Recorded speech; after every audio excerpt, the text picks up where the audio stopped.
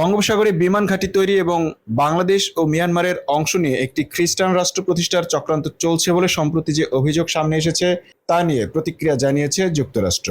মঙ্গলবার 4 জুন মার্কিন পররাষ্ট্র দপ্তরের নিয়মিত সংবাদ সম্মেলনে অভিযোগের বিষয়টি সামনে এনে প্রশ্ন করা হয় মুখপাত্র ম্যাথিউ মিলার। ব্রিফিংয়ে এক সাংবাদিক ম্যাথিউ মিলারকে প্রশ্ন করেন, বাংলাদেশের ক্ষমতাসীন প্রধানমন্ত্রী শেখ হাসিনা সম্প্রতি দাবি করেছেন একজন শ্বেতাঙ্গ ব্যক্তি তাকে প্রস্তাব দিয়েছিলেন তিনি কোনো চাপ ছাড়াই ক্ষমতায় থাকতে পারবেন যদি তিনি একটি বিদেশি দেশকে বঙ্গোপসাগরে বিমান ঘাঁটি স্থাপনের অনুমতি দেন। তিনি আরো উল্লেখ করেন, বঙ্গোপসাগরে ঘাঁটি বানিয়ে বাংলাদেশ ও মিয়ানমারের একটি অংশ নিয়ে পূর্ব তিমুরের মতো খ্রিস্টান দেশ বানানোর ষড়যন্ত্র চলছে। শেখ হাসিনা কি এসব অভিযোগের তীর যুক্তরাষ্ট্রের দিকেই ছুটছেন? কারণ যুক্তরাষ্ট্র বাংলাদেশে একটি অবাধ এবং সুষ্ঠু নির্বাচন আয়োজন, আইনের শাসন এবং দুর্নীতি দমন নিয়ে অব্যাহতভাবে আহ্বান জানিয়ে আসছে।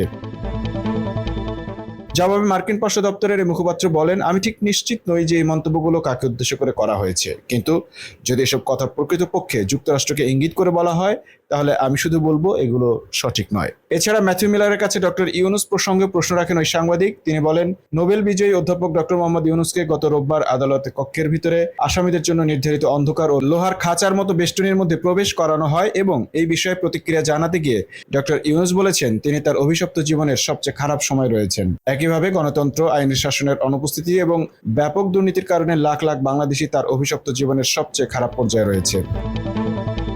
আমরা দেখেছি যুক্তরাষ্ট্র বাংলাদেশের সাবেক সেনাপ্রধান ও পুলিশ প্রধানের উপর কিছু নিষেধাজ্ঞা ও ভিসা বিধিনিষেধ আরোপ করেছে। আপনি কি মনে করেন 7 জানুয়ারি অনুষ্ঠিত নির্বাচনের পর সরকারকে জবাবদিহি করার জন্য এসব পদক্ষেপই যথেষ্ট, নাকি আপনি অতীতের প্রতিশ্রুতি অনুযায়ী বাংলাদেশের গণতন্ত্রপ্রেমী জনগণের সাথে সংহতি প্রদর্শনের জন্য আরও পদক্ষেপ নেওয়ার কথা বিবেচনা করবেন?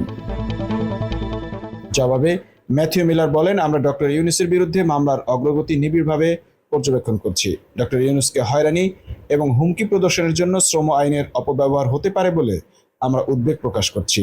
এর ফলে বাংলাদেশে আইনি শাসন নিয়ে প্রশ্ন উঠতে পারে এবং সরাসরি বিদেশি বিনিয়োগে বাধা আসতে পারে। মার্কিন পররাষ্ট্র দপ্তরের এই মুখপাত্র আরও বলেন, বিচার প্রক্রিয়া চলতে থাকায় আমরা বাংলাদেশ সরকারকে ডক্টর ইউনুসের বিষয়ে ন্যায্য ও স্বচ্ছ আইনি প্রক্রিয়া নিশ্চিত করতে উৎসাহিত করতে থাকব, কিন্তু নিষেধাজ্ঞা বা বিধিনিষেধ আরোপ নিয়ে আগাম বলার মতো কোনো তথ্য আমার কাছে নেই।